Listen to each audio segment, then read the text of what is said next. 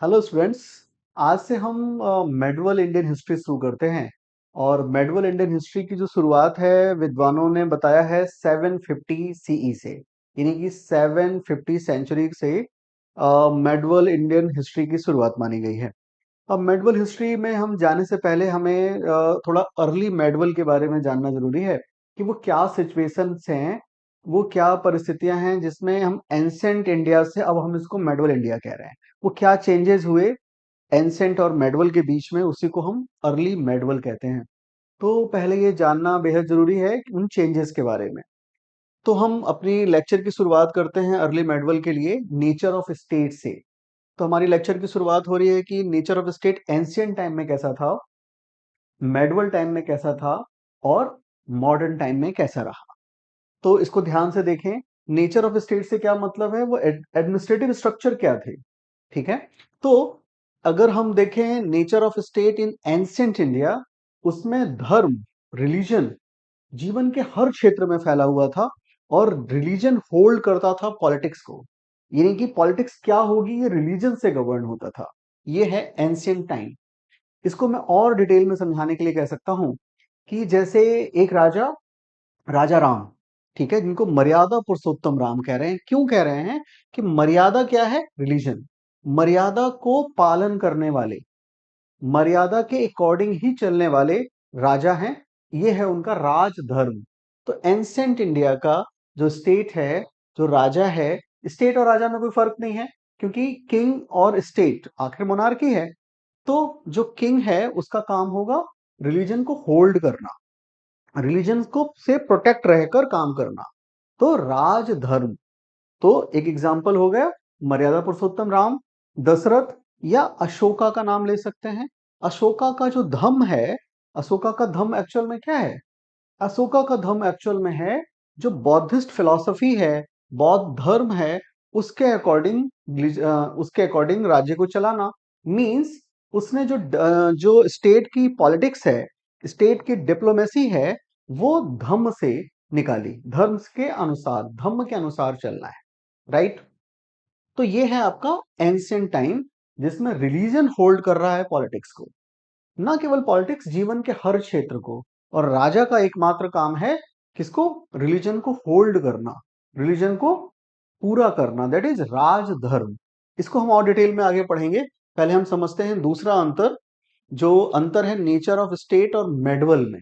Medieval period आते आते, जिसको मैंने अभी कहा कि 750 सेंचुरी से मेडवल पीरियड माना जाता है हिस्टोरियन के through.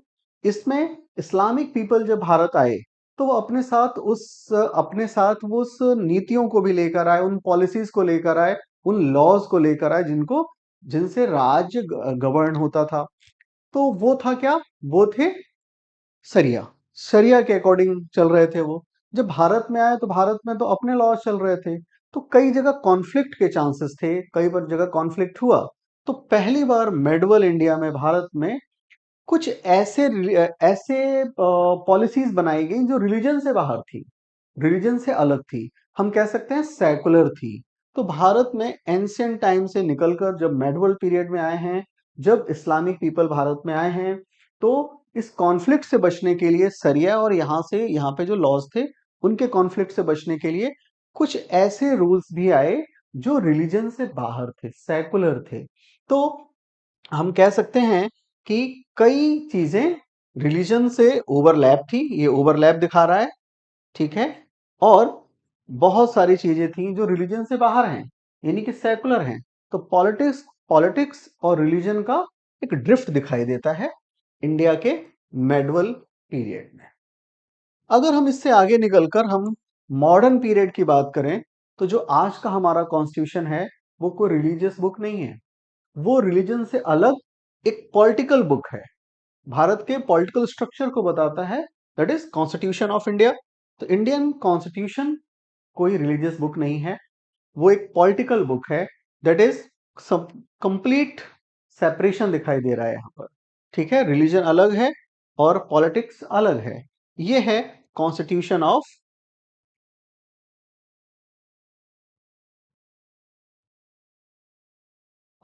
India. Constitution of India complete separation है रिलीजन और पॉलिटिक्स का। कंप्लीट सेपरेशन से मेरा मतलब है यहां पर कि इंडियन कॉन्स्टिट्यूशन को रिलीजियस बुक नहीं है, ना वो सरिया पे आधारित है, ना वेदों पे आधारित है। एक सेपरेशन, कोई एक धार्मिक किताब नहीं है ये। ठीक है, तो ये नेचर है मॉडर्न स्टेट का। बट अगर हम देखें अर्ली मेडवल में, क्योंकि जिस जो हमारा आज का टॉपिक है वो एंशियंट टाइम से जस्ट अपोजिट है। यहां पर पॉलिटिक्स होल्ड कर रहा है रिलीजन को, यही है सबसे बड़ा फर्क। तो स्टेट का नेचर कैसे चेंज हो गया है? स्टेट, अब स्टेट होल्ड कर रहा है रिलीजन को। मतलब सरल भाषा में समझें, पहले आप किसी व्यक्ति को मार डालें, मारने के बाद रिलीजन से उसको जस्टिफाई कर सकते हैं। मतलब इसमें राजा करप्ट हो गया है। वो क्या सिचुएशन थी जिसमें राजा करप्ट हुआ उसको हम आगे देखेंगे। बट राजा करप्ट हो गया है और उसका जो रिलीजन है ना, रिलीजन वो मीन्स का काम कर रहा है, वो साधन का काम कर रहा है। क्या साधन का काम? अपने पॉलिटिकल डिजायर्स को पूरा करने के लिए।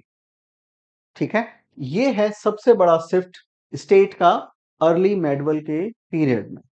ठीक है, तो देखिए, किंग जो एंसेंट का है और जो अर्ली मेडवल का है, इनका फर्क देखते हैं जो अभी हमने समझा।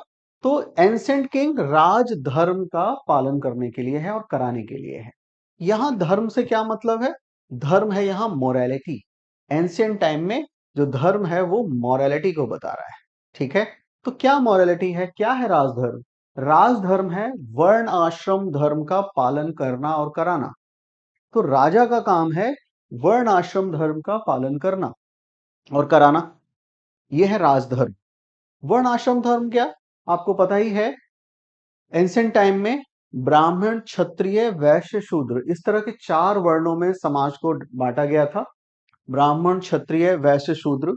और इन सबके अपने वर्क थे, फिक्स अपने कर्तव्य थे, अपनी ड्यूटीज थी। उन ड्यूटीज को परफॉर्म करना और कराना ही राजधर्म था। ठीक है, और इन चारों को ही, ब्राह्मण, क्षत्रिय, वैश्य, शूद्र, इन चारों को ही सवर्ण कहा जाता था। सवर्ण। ठीक है, तो अगर ये सवर्ण है तो कोई अवर्ण भी होगा, कुछ अपोजिट वर्ड भी होगा। तो सवर्ण का अपोजिट है अवर्ण। और अवर्ण किनको कहा जाता था? मलेच्छों को और चांडालों। मलेच्छ से क्या मतलब है यहां पर? मलेच्छ से यहां मतलब है जो इन 4 वर्णों से बाहर के लोग हैं। जो भी इन 4 वर्णों के बाहर के लोग हैं उनको क्या कहा गया? मलेच्छ। और दूसरे अवर्ण है चांडाल। ठीक है, अ, दूसरी बात है, ये जो शुरू के जो सवर्ण हैं इसमें शुरू के 3 यानी ब्राह्मण, क्षत्रिय, वैश्य, इनको द्विज भी कहा गया। इनको क्या कहा गया? द्विज। द्विज का मतलब होता है ट्वाइस बॉर्न, जिसका दोबारा जन्म हुआ हो। ये क्या है? 16 संस्कारों में एक बहुत महत्वपूर्ण संस्कार है। किनके लिए? द्विजों के लिए। शुरू के 4 वर्ण जो है ब्राह्मण, क्षत्रिय, वैश्यों के लिए, कि उनका उपनयन संस्कार हो। उपनयन संस्कार का मतलब बच्चा 6-7 साल का हुआ है, उसको स्कूल भेजना है, गुरुकुल भेजना है। ठीक है, तो द्विज क्या है? ट्वाइस बॉर्न का मतलब क्या है? ट्वाइस बॉर्न का मतलब है एक जन्म तो माता के गर्भ से हम सभी का होता है, सभी प्राणियों का होता है। एक जन्म वो है। दूसरा जन्म जो है वो ज्ञान से होता है। उपनयन संस्कार का मतलब नयन, आंखें, दोबारा से एक और आंख मिल जाना। एक आंख और मिल जाने से यहां पर क्या मेटाफर है? कि ज्ञान की आंख खुल जाना, जिससे हम इस दुनिया को एक अलग ढंग से देखेंगे। कब? जब हमारे ज्ञान की आंख खुल जाएंगे। ये किसको अवेलेबल था? द्विज को। द्विज का मतलब ट्वाइस बॉर्न, ब्राह्मण, क्षत्रिय, वैश्य, यही शिक्षा ग्रहण कर सकते थे अकॉर्डिंग टू देयर वर्ण धर्म, जो उनके वर्ण में धर्म था। धर्म से मतलब यहां ड्यूटी। ठीक है, तो ये है स्ट्रक्चर एंशिएंट टाइम का। जो शूद्र हैं, जहां उनको एक आया या एकज, एक आया या एकज कहा जा रहा है। एकज का मतलब सिंगल बॉर्न। शूद्रों को छोड़कर बाकी जो तीनों हैं ये क्या है? द्विज, ट्वाइस बॉर्न। ट्वाइस बॉर्न कैसे? उपनयन संस्कार के द्वारा, यानी कि शिक्षा ग्रहण के द्वारा। और जो शूद्र हैं ये हैं एकाया या एकज। ये है एंशिएंट टाइम का स्टेट या किंग। ठीक है, वहीं अर्ली पीरियड में आकर जहां किंग का काम एंशिएंट टाइम में राज धर्म था, और यहां धर्म का मतलब मैंने बताया अभी आपको, मोरालिटी, कर्तव्यों को पूरा करना। ठीक है। वहीं पर यहां पर धर्म का मतलब हो गया नीति, पॉलिसी, ठीक है। तो राजा की पॉलिसी क्या है यहां पर? दिग्विजय। दिग्विजय मतलब चारों दिशाओं में जीतना, चारों दिशाओं को जीतना, चक्रवर्ती सम्राट बनना, इस पृथ्वी के हर कोने का राजा बनना, ये उसके डिजायर्स हैं। कहां पर? अर्ली मेडवल में। तो जहां राजधर्म था, अब उसकी जगह दिग्विजय या धर्म विजय राजा की पॉलिसी है। ये है अर्ली मेडवल का डिफरेंस एंशिएंट टाइम से। जब राजा इतना लालची और करप्ट है, जिसने राजधर्म का इस्तेमाल नहीं किया, वर्णाश्रम धर्म का परिश्रय नहीं दिया, उसको प्रोटेक्ट नहीं किया, इसका रिजल्ट क्या हुआ? वर्ण संकर समाज हो गया। वर्ण संकर का मतलब क्या है? वर्ण संकर का मतलब है अनुलोम और प्रतिलोम मैरिजेस होने लगे। अनुलोम और प्रतिलोम मैरिज का क्या मतलब है? अनुलोम मैरिज का मतलब है कि पुरुष जो है वो उच्च वर्ण का, और स्त्री जो है जिससे विवाह हुआ वो निम्न वर्ण की है। तो वो जो उससे जो बच्चे होंगे, जो संतान होगी, या उस विवाह को बोलेंगे क्या? अनुलोम विवाह। और प्रतिलोम विवाह क्या है? इसका अपोजिट। इसका अपोजिट क्या? इसमें पुरुष जो है वो निम्न वर्ण का है और स्त्री उच्च वर्ण की है, तो ऐसे विवाह को प्रतिलोम विवाह कहेंगे। और इनसे जो बच्चे होंगे वो वर्ण संकर कहलाएंगे। इसके इसके थ्रू वर्ण संकर हो जाने से क्या हो गया? वर्णा अब केवल एक किताबी बात हो गई, व्यवहार में जाति महत्वपूर्ण हो गई। कोई आपसे नहीं पूछ रहा कि आपका वर्ण क्या है, क्या पूछा जा रहा है कि जाति क्या है। ये कैसे हुआ? वर्ण संकर होने की वजह से हुआ। वर्ण संकर होना क्या हुआ? जब अनुलोम और प्रतिलोम विवाह होने लगे। ऐसा क्यों हुआ? क्योंकि राजधर्म का इस्तेमाल, राजधर्म का पालन राजा नहीं कर रहा। राजधर्म का पालन करने का मतलब क्या था? वर्ण आश्रम धर्म को प्रोटेक्ट करना, जो कि राजा नहीं कर रहा। ठीक है। तो ये है अर्ली मेडवल पीरियड का समय। तो आगे एंसेंट और अर्ली मेडवल में देखें तो ये जो हमने देखे वर्णाश्रम धर्म का इस्तेमाल होना, धर्म वर्णाश्रम धर्म के बारे में, ये किसने बनाया है? किसी राजा ने बनाया है क्या? नहीं। ये खुद ऋग्वेद के ये खुद ऋग्वेद के दसम मंडल में वर्णाश्रम धर्म के बारे में दिया हुआ है। दसम मंडल से क्या मतलब है? ऋग्वेद आपको पता ही है, 4 वेद हैं। उसमें ऋग्वेद के 10 वॉल्यूम हैं। इन वॉल्यूम को मंडल कहा जा रहा है। तो दसम मंडल के पुरुष सूक्ति में ये वर्ण आश्रम धर्म के बारे में पूरी चर्चा की गई है, जिसमें बताया गया है कि ब्रह्मा के सिर से ब्राह्मणों की उत्पत्ति हुई, कंधों से और भुजाओं से क्षत्रियों की उत्पत्ति हुई, उदर से वैश्यों की उत्पत्ति हुई, और पैरों से शूद्रों की उत्पत्ति हुई, और उनके कर्तव्यों के बारे में दिया हुआ है। ठीक है। जो ऋग्वेद है वो पोएट्रिक फॉर्म में है, पोएट्री में है। पोएट्री में होने की वजह से इनको श्रुति कहते हैं, क्योंकि इनका रिसाइटेशन संभव है, इनको रिसाइट किया जाता है। श्रुतियां हैं, और जो वैदिक लॉज हैं उनको धर्म सूत्र कहते हैं। वहीं पर अगर हम अर्ली मेडवल में देखें, तो जहां पर एंसेंट में वेद इंपॉर्टेंट थे, यहां पर वेदों का स्थान ले लेंगे पुराण।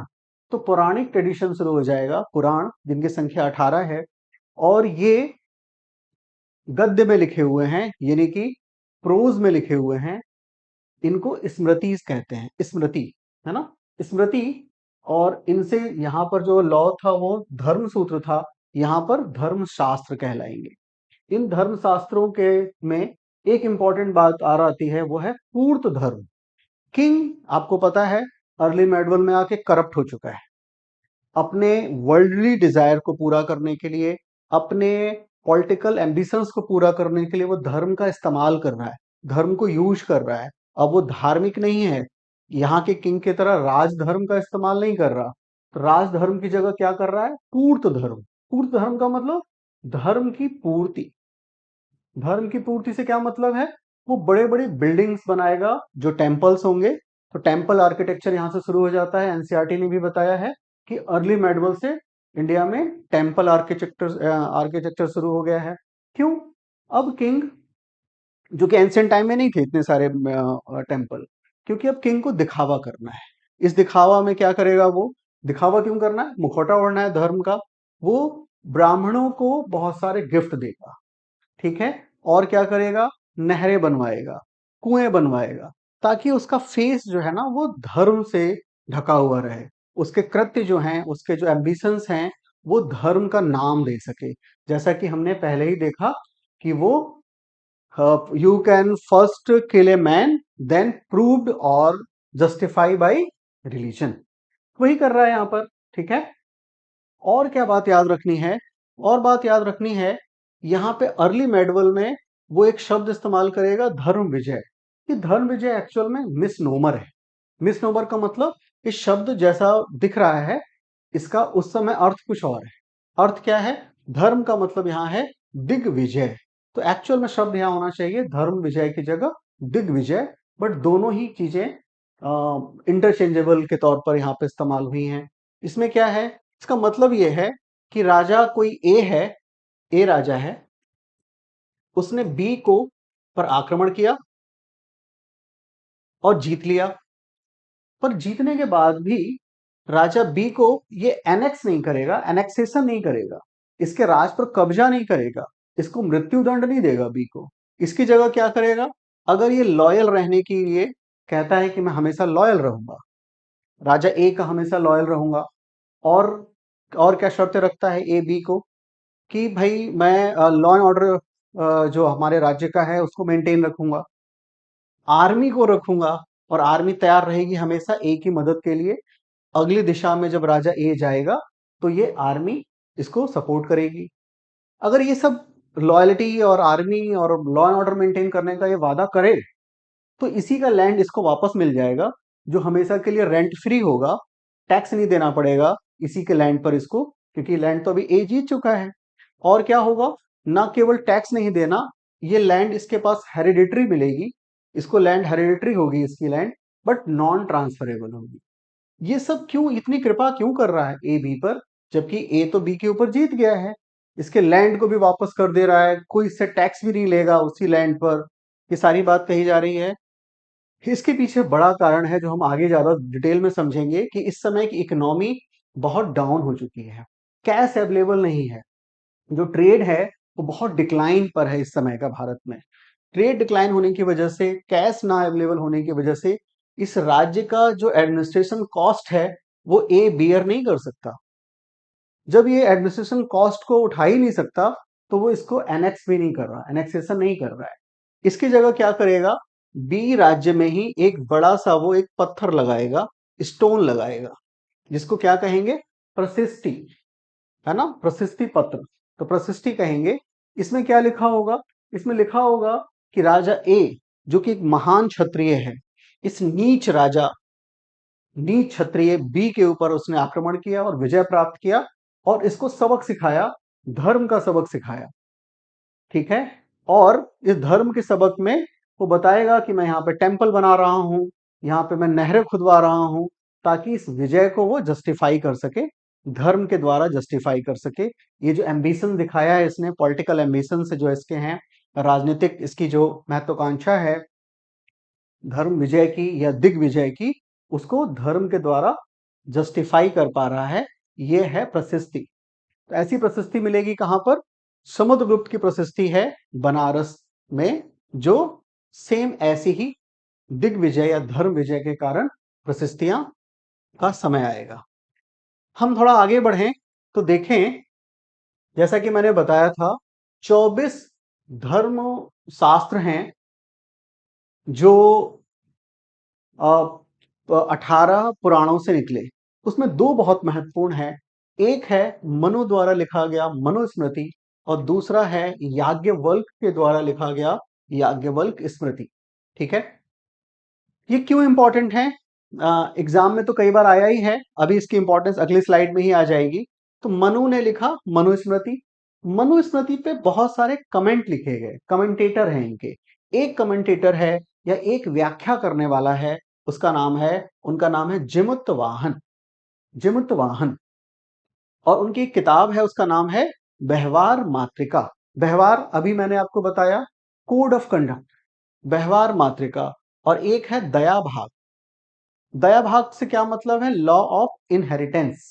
लॉ ऑफ इनहेरिटेंस किसने लिखा? मनुस्मृति के आधार पर जिमुतवाहन ने लिखा।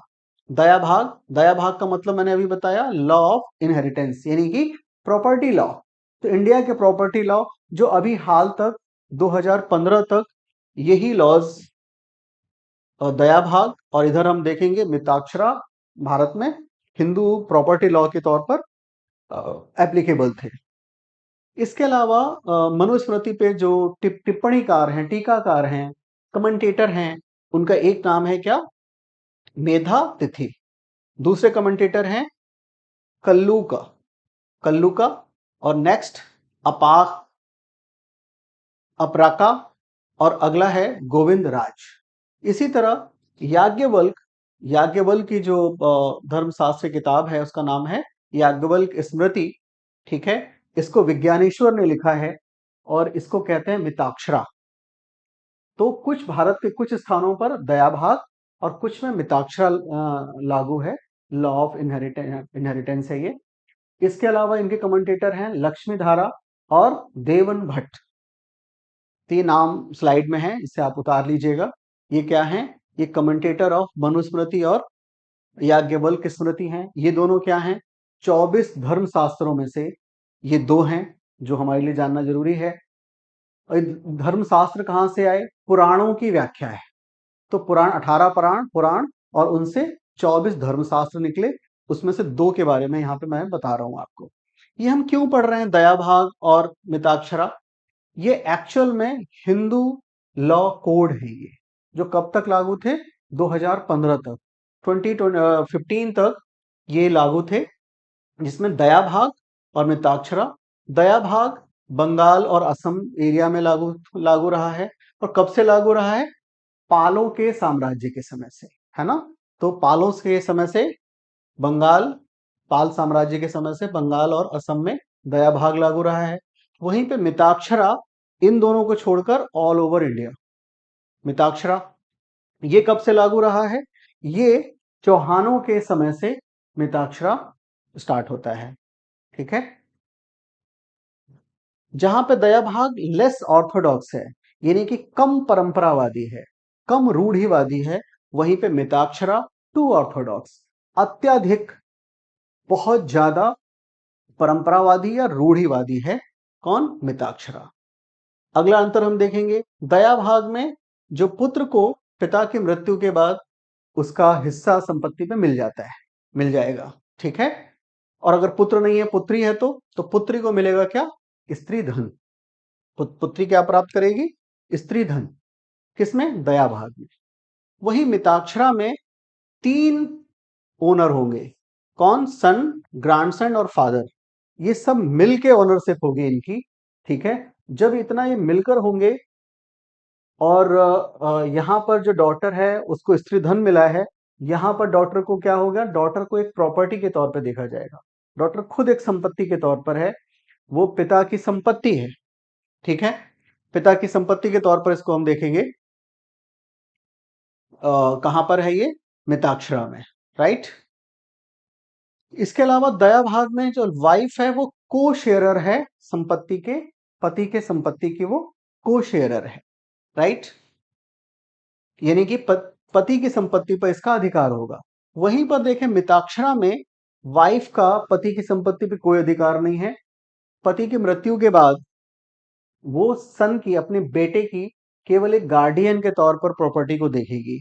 इसका एग्जाम्पल कौन हम देखेंगे, झांसी की रानी, ताराबाई, अहिल्या होलकर, ये सब कौन है, ये मिताक्षरा की वजह से इन पे पति के मृत्यु के बाद भी प्रॉपर्टी पे इनका राइट नहीं है, इनकी पत्नियों का। वो केवल अपने बेटों की गार्जियन के तौर पर उस संपत्ति को देखेंगी। ये नाम है। मिताक्षरा हमेशा ज्वाइंट फैमिली को प्रमोट कर रहा है, क्योंकि अभी आपने देखा पिछले स्लाइड में, इसमें जो संपत्ति है वो सन, ग्रैंडसन और फादर इसमें को शेयरर है, ठीक है। तो हम ये इसमें दया भाग में देख सकते हैं कि पिता की मृत्यु हुई तो गांव से उसने अपनी संपत्ति बेची, बंगाल के किसी जगह से संपत्ति बेची और दिल्ली में उसने फ्लैट ले लिया। ये संभव है किसमें, दया भाग में। बट ये मिताक्षरा में संभव नहीं है, क्योंकि प्रॉपर्टी ज्वाइंट है, ज्वाइंट प्रॉपर्टी है, इसको बेचा नहीं जा सकता, ठीक है। तो ये अंतर आप याद रखेंगे। जो हिंदू कोड बिल रहा है, हिंदू लॉ कोड रहा है 2015 तक, दयाभाग और मिताक्षरा उन जगहों के स्थानों के आधार पर। ठीक है। अंतिम में हम देखेंगे वो क्या पॉलिटिकल और इकोनॉमिक कंडीशंस थे जो अर्ली मेडवल को एंशिएंट से अलग करते हैं। तो क्या थे? पहली बात, पॉलिटिकल डिसेंट्रलाइजेशन हो गया है। पॉलिटिकल डिसेंट्रलाइजेशन का एक बड़ा कारण क्या है? उसका एक बड़ा कारण है कि अब ट्रेड का बहुत बुरी तरह डिक्लाइन हुआ है। तो बहुत छोटे छोटे शासन, बहुत छोटे छोटे शासक हो गए हैं, उनका एरिया बहुत कम है और बहुत सारे हो गए हैं। तो सबसे पहला पॉइंट है क्या? पॉलिटिकल डिसेंट्रलाइजेशन अर्ली मेडवल में हो गया है। कोई सेंट्रल सेंट्रल पावर नहीं है। जैसा आप एंशिएंट टाइम में देखेंगे कि मौर्य हैं, काफी सेंट्रल पावरफुल हैं, ऐसा कोई सेंटर नहीं है। क्या? तो पहला पॉइंट याद रखेंगे क्या? पॉलिटिकल डिसेंट्रलाइजेशन, यानी कि राजनीतिक विकेंद्रीकरण। राजनीतिक विकेंद्रीकरण हो गया है। इसका रिजल्ट क्या रहा? Emergence of land middleman. बहुत सारे बिचौलिए आ गए हैं, क्योंकि अब राजा के पास पैसे वैसे है नहीं, तो कैश में तो वो लोगों को सैलरी दे नहीं सकता, तो वो लैंड दे रहा है। तो लैंड, पहले जैसे मैं हूं और मैंने दिल्ली का लैंड किसी को दे दिया, या मैंने जबलपुर की जगह किसी को दे दी। ठीक है। तो जबलपुर की जगह क्यों दी है मैंने उसको? क्योंकि मुझे उससे सेवाएं जो लेनी है, लॉ एंड ऑर्डर मेंटेन करना है वहां का, वहां पे आर्मी रखनी है, ये सब करने के लिए मेरे पास कैश नहीं है। तो मैंने उसको वो जगह दे दी। वो जगह एक बड़ी सी जगह है, मान लीजिए कि जबलपुर की जगह है। वो अपने नीचे कोई किसी को रखेगा, जबलपुर वाला जिसको मैंने जगह दी है, और एक लंबा एक सिलसिला होगा। तो हम देखेंगे बहुत सारे क्या आ जाएंगे, बिचौलिए आ जाएंगे लैंड पर। ठीक है। इसका परिणाम क्या होगा? Decline of urban centre. Urban centre यानी कि शहरी क्षेत्र का पतन होगा, शहर खत्म होंगे। शहर खत्म होने का बड़ा कारण क्या है? कैश नहीं है, व्यापार ही नहीं हो रहा। तो कैश खत्म, अर्बन सेंटर खत्म होंगे। उसकी जगह रिवाइवल ऑफ रूरल इकोनॉमी, ग्रामीण अर्थव्यवस्था का उदय होगा। ग्रामीण अर्थव्यवस्था के उदय में क्या होगा? जजमानी सिस्टम। जजमानी सिस्टम, भारत का बार्टर सिस्टम, जिसमें वस्तु विनिमय होता है। ठीक है। मतलब हम किसी को कैश कुछ नहीं दे रहे, एक सामान के बदले दूसरा सामान। ठीक है। तो एक सेवा के बदले सामान। तो कैश के बिना ही लंबे समय तक भारत की अर्थव्यवस्था इस तरह से जजमानी सिस्टम के बेस पर चलती रही। इसमें कोई कैश इन्वॉल्व ही नहीं है। ठीक है। इसके अलावा इसका इन सब की वजह क्या होगी? जो अंतिम परिणाम होगा, वो पीजेंट्स जो हैं, कृषक जो हैं, सारा भार कृषकों पर आएगा। कि कृषक से लोग ज्यादा से ज्यादा उगाना चाहेंगे, एक्सप्लॉइट करना चाहेंगे, ताकि उनका हिस्सा ज्यादा बड़ा हो। है ना? तो सबसे नीचे कृषक हो गए। इसके ऊपर जो एक ठेकेदार होगा, जो लैंड का ऑनर होगा या लैंड का मिडिल मैन होगा, तो वो इनसे ज्यादा से ज्यादा वसूलेगा। ऐसा ही लंबे समय तक ऊपर तक चलेगा। और इसी वजह से हम क्या कह रहे हैं? Exploitation of peasants. ठीक है। इमरजेंस ऑफ जाति, अभी हमने देखा वर्ण सिस्टम खत्म, वर्ण संकर शुरू हो गए। वर्ण संकरों की वजह से जातियां आई, और यूपीएससी के लिए सबसे इंपॉर्टेंट जाति कौन सी है? राजपूत। ठीक है। इनके अलावा हम देखेंगे एक और बड़ी बात, वो बात ये देखेंगे कि जब बहुत सारी जातियां हैं, उनके बहुत सारे देवता होंगे। अब उन देवताओं के लिए एक नया सिस्टम शुरू होगा, भक्ति मूवमेंट। भक्ति मूवमेंट, ब्राह्मणों की का जो वर्चस्व था संस्कृत पे और धार्मिक किताबों पर, पहले वेदों पर फिर पुराणों पर, उसकी वजह से बहुत सारे लोग उन धार्मिक पुस्तकों तक पहुंचते नहीं थे। या यूं कहें कि ईश्वर और व्यक्ति के बीच में बहुत सारे, ईश्वर तक पहुंचाने के नाम से बहुत सारे पंडे और पुरोहित आ जाते थे। वो सब खत्म। भक्ति मूवमेंट क्या है? सीधा भक्त और भगवान के बीच का मूवमेंट है। भक्त और भगवान के बीच का व्यवहार है। इसमें किसी कर्म कांड की आवश्यकता नहीं है। बिना किसी कर्म कांड के ईश्वर की उपासना क्या है? भक्ति मूवमेंट। इस तरह से हमने देखा कि अर्ली मेडवल पीरियड में ये पॉलिटिकल और इकोनॉमिक कंडीशंस चेंज हुआ, जिसकी वजह से एंसेंट से ये अलग है। और इस तरह से आप, अगर इस सब चैप्टर को आपने समझ लिया है, इसको आप पूरी तरह से उतार लीजिए अपने नोटबुक में, जो पूरी स्लाइड है। और डिस्क्रिप्शन बॉक्स में इस पूरे लेक्चर का की समरी होगी, और एमसीक्यूज और डिस्क्रिप्टिव क्वेश्चंस होंगे। उनको जरूर आप करें। और कमेंट बॉक्स में उन क्वेश्चंस के आंसर लिख सकें तो बहुत अच्छा है। मैं भी जान पाऊंगा कि किस तरह का रिस्पॉन्स आ रहा है। आपके जो भी कमेंट्स हों वो जरूर करें, ये मैं यूट्यूब पे पूरी क्लास डाल दूंगा। इस प्रकार हम अर्ली मेडवल के फर्स्ट फेज को खत्म कर चुके हैं। अगली क्लास में हम इसके आगे की बात करेंगे। धन्यवाद।